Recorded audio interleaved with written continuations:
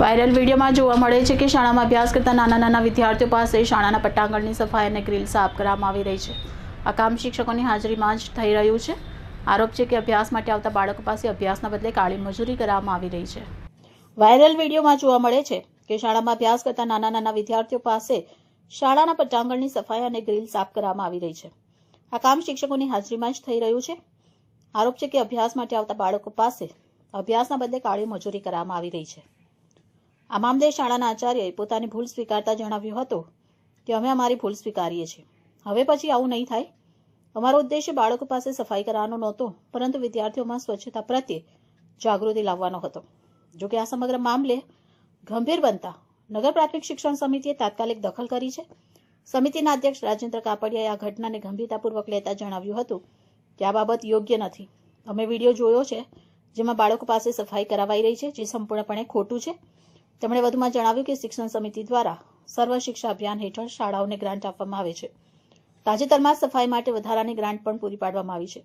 દરેક શાળામાં સફાઈ માટે અલગથી કર્મચારીઓની નિમણૂક કરવામાં આવી છે, જેમના દ્વારા સફાઈ કરાવવાની હોય છે। સમિતિના અધ્યક્ષે જણાવ્યું કે આ બાબતને ખૂબ ગંભીરતાથી લેવામાં આવી છે। તાત્કાલિક અસરથી નિરીક્ષકોની એક ટીમ શાળામાં સ્થળ તપાસ માટે મોકલવામાં આવશે।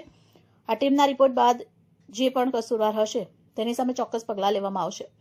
આ ઉપરાંત ભવિષ્યમાં આવી ઘટનાઓ ન બને તે માટે તમામ શાળાઓને સ્પષ્ટ સૂચના આપતો જાહેર પરિપત્ર બહાર પાડવામાં આવશે।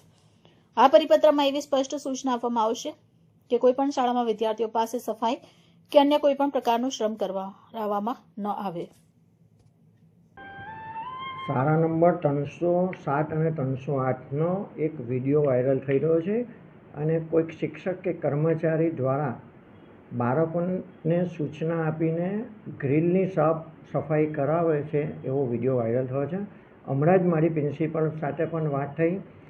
નગર પ્રાથમિક શિક્ષણ સમિતિ સફાઈ માટે ગ્રાન્ટ આપતી જ હોય છે, સર્વ શિક્ષા અભિયાન હેઠળ પણ મળતી હોય છે અને હમણાં જ શિક્ષણ સમિતિએ દરેક સ્કૂલોમાં ગ્રાન્ટમાં વધારો કર્યો છે। એટલે મારી દૃષ્ટિએ આ બાળકો પાસે સફાઈ કરાવવી એ યોગ્ય નથી।